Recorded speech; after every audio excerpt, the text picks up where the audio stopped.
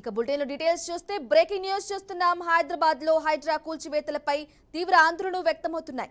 ఈ నేపథ్యంలో హైడ్రా బాధితులు దాడి చేస్తారనే అనుమానంతో గాంధీ భవన్ వద్ద హై సెక్యూరిటీ పెంచారు.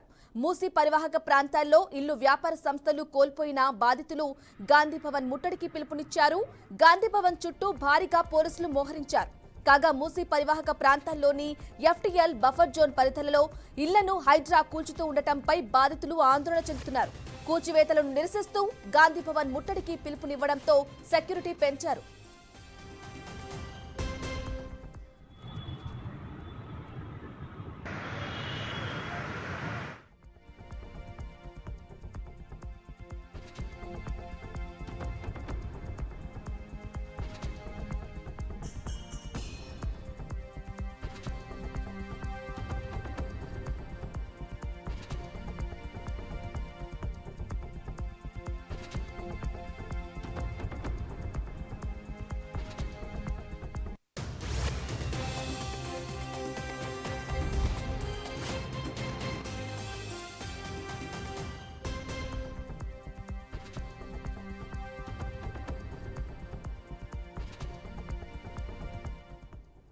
రైట్, బ్రేకింగ్ న్యూస్ చూస్తున్నాం. హైదరాబాద్ లో హైడ్రా కూల్చివేతలపై తీవ్ర ఆందోళనలు వ్యక్తమవుతున్నాయి.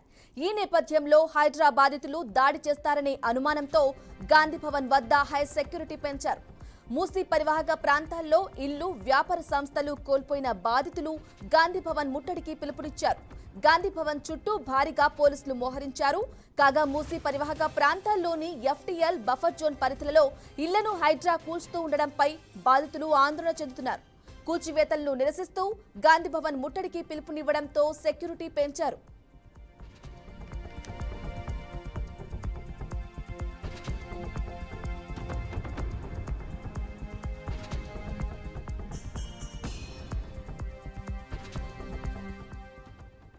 ఇక ఇదే అంశంపై మరింత సమాచారం అందించడానికి మా అవుట్పుట్ ఎడిటర్ రాము అందిస్తారు. రాము, చెప్పండి, గాంధీ భవన్ వద్ద హై సెక్యూరిటీ పెంచినట్లుగా తెలుస్తోంది. దీనికి సంబంధించిన డీటెయిల్స్ ఇవ్వండి.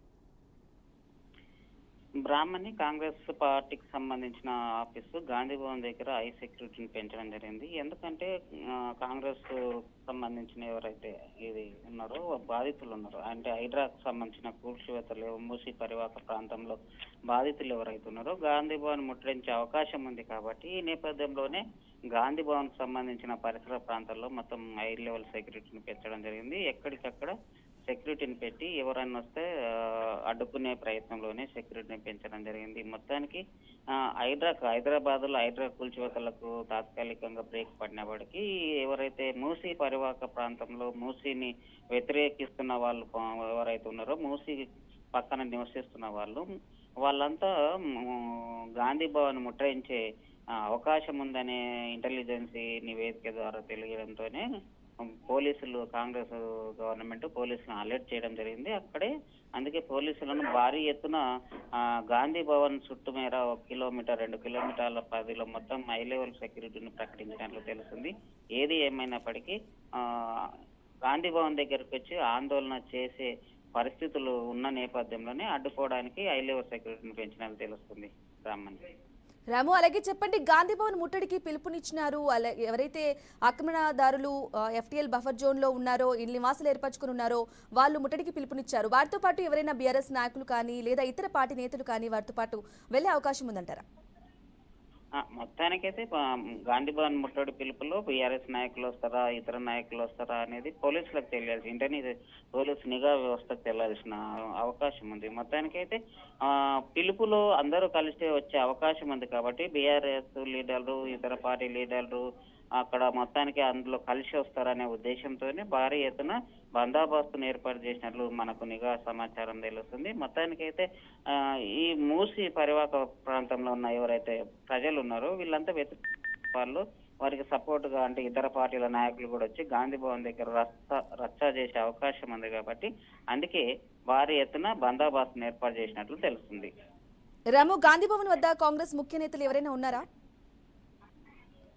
గాంధీ భవన్ కు సంబంధించిన ముఖ్య నేతలు అక్కడ ఎవరు ఇప్పుడు ఉన్నట్లు లేదు. కాకపోతే పార్టీకి సంబంధించిన మెయిన్ ఆఫీస్ కాబట్టి అక్కడ పార్టీ దగ్గర వచ్చి ఎవరు నిరసన తెలిపినా అక్కడ ట్రాఫిక్ జామ్ అయ్యే అవకాశం ఉంది. కాంగ్రెస్ సంబంధించిన అనేక శ్రేణులు అక్కడికి రావడం జరుగుతుంది.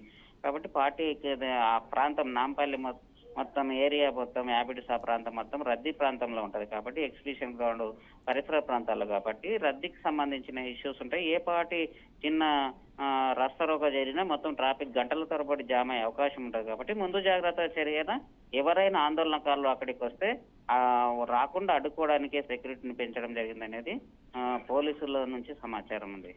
Right Ramu, thank you for the updates.